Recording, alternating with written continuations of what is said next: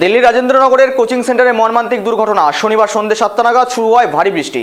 আচমকায় বৃষ্টির জল ঢুকে জলমগ্ন হয়ে যায় ওই কোচিং সেন্টারের পুরো বেসমেন্টে। সেই জল ডুবেই মৃত্যু হলো 3 পড়ুয়ার। তিনজনই আইএএস পরীক্ষার জন্য প্রস্তুতি নিচ্ছিলেন। এই ঘটনা ঘিরে কার্যত উত্তপ্ত রাজধানীর রাজ্য রাজনীতি। দেখুন। এমনিতেই বর্ষায় নাকাল দিল্লির জনজীবন। জানা গিয়েছে শনিবার সন্ধ্যা 6টা থেকে 6:30 নাগাদ ভারী বৃষ্টি শুরু হয় রাজধানীতে, আর তাতেই ড্রেন উপচে জল ঢুকে পড়ে দিল্লির রাজেন্দ্রনগরের এক কোচিং সেন্টারের বেসমেন্টে। আর তাতেই ঘটে বিপত্তি। পুলিশ সূত্রে খবর, পশ্চিম দিল্লির রাজেন্দ্রনগরে রাউস আইএএস স্টাডি সার্কেল কোচিং সেন্টারে বহু পড়ুয়া প্রতিযোগিতামূলক পরীক্ষার প্রস্তুতি নেন। কোচিং সেন্টারটির বেসমেন্টে রয়েছে একটি লাইব্রেরি। সেখানেই শনিবার সন্ধ্যায় পড়তে গিয়েছিলেন অন্তত 30 থেকে 35 জন পড়ুয়া। আচমকাই সেখানে বৃষ্টির জল ঢুকে জলমগ্ন হয়ে যায় 9 ফুট গভীর বেসমেন্ট। বেরিয়ে আসার জন্য পর্যাপ্ত সময় পাননি অনেকেই। কেউ কেউ সাধারণভাবে বেসমেন্ট থেকে উঠে আসতে পেরেছিলেন, বাকিদের উপর থেকে দড়ির সাহায্যে তুলতে হয়েছে। খবর দেওয়া হয় দমকল পুলিশকে। পুলিশও বেশ কিছুক্ষণ উদ্ধার কাজ চালানোর পর প্রথমে 2 তরুণীর দেহ উদ্ধার করে। তার কিছুক্ষণ পর আবারও জল থেকে তোলা হয় এক ছাত্রের দেহ। তখনও ওই বেসমেন্ট প্রায় 7 ফুট জলমগ্ন ছিল বলে জানিয়েছে পুলিশ। বেসমেন্টটি পুরোপুরি জলে ভরে যাওয়ার কারণে উদ্ধার কাজে বাধা পায় দমকল এবং পুলিশ আধিকারিকেরা। পাম্পের মাধ্যমে সেখান থেকে জল তোলা হচ্ছিল। কিভাবে বেসমেন্টে এত জল ঢুকলো, কেন পড়ুয়ারা বেরিয়ে আসার সময়টুকু পেলেন না, সেই প্রশ্ন উঠতে শুরু করেছে।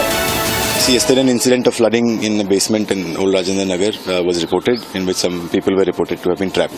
Search and rescue operations were launched, in which Delhi, along with Delhi Police, Delhi Fire Service and NDRF was also involved.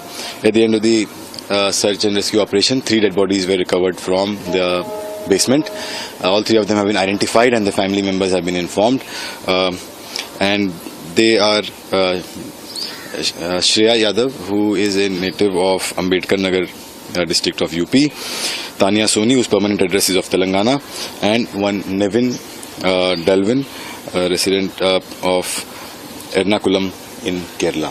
We have also registered a case in this matter. This case has been registered under section 105, 1061, 115(2), 290 and 35 of the BNS.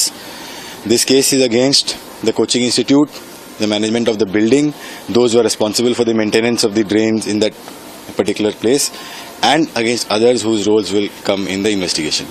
So far we have detained 2 persons who are the owner and coordinator of that coaching center, and we are carrying out the further investigation diligently. Nobody will be spared who is responsible for this incident. 3 জন পড়ুয়ার মৃত্যুর প্রতিবাদে coaching সেন্টারের সামনে শনিবার রাত থেকেই বিক্ষোভ দেখাচ্ছেন অন্যান্য পড়ুয়ারা। রবিবার সকালেও প্ল্যাকার্ড হাতে সেন্টারের সামনে বসে থাকতে দেখা যায় তাদের। রবিবার সকালে ঘটনাস্থলে যান আপ সাংসদ স্বাতি মালিওয়াল। সেখানে স্বাতি মালিওয়ালকে ঘিরে প্রতিবাদ দেখাতে শুরু করে পড়ুয়ারা। তাকে লক্ষ্য করে দেওয়া হয় গো ব্যাক স্লোগান। बच्चे बहुत दुखी हैं और बहुत गुस्से में हैं, और क्यों ना हो, 12 घंटे से ज्यादा हो गए हैं। अभी तक ना तो दिल्ली सरकार का कोई मंत्री आया है, ना ही एमसीडी की मेयर आई है, कोई अधिकारी नहीं आया है। इन बच्चों को अपने हाल पे छोड़ा हुआ है। मैं ये मानती हूँ कि ये जो मौत हुई है ये कोई डिजास्टर नहीं है, ये सीधे सीधे मर्डर है। FIR दर्ज होनी चाहिए। ये जितने भी सरकार के बहुत बड़े बड़े नुमाइंदे हैं, इन सब पे FIR होनी चाहिए, सबकी जिम्मेदारी बनती है। नंबर 1। नंबर 2, ये बच्चे देश के अलग अलग कोनों से UPSC की तैयारी करने दिल्ली आते हैं, बहुत बड़े बड़े सपने लेकर आते हैं। इनके माँ बाप कैसे कैसे कर कर इन्हें दिल्ली भेजते हैं, और उसके बाद इन बच्चों की इतनी दर्दनाक मौत होगी और कोई एक्शन नहीं लिया जाएगा। सबसे जरूरी है, ये जितने भी बच्चे मरे हैं, अभी तो पता ही नहीं चल पा रहा कि 3 मरे हैं या ज्यादा मरे हैं, जितने बच्चे मरे हैं उन सबके घर में जाकर 1 करोड़ की कॉम्पेंसेशन इंडिविजुअली देनी चाहिए। ঘটনাকে কেন্দ্র করে ইতিমধ্যেই দিল্লিতে আপ মরম বিজেপির চর্চা শুরু হয়েছে। এই ঘটনার জন্য আপ সরকারের অব্যবস্থাকেই দায়ী করছে বিজেপি।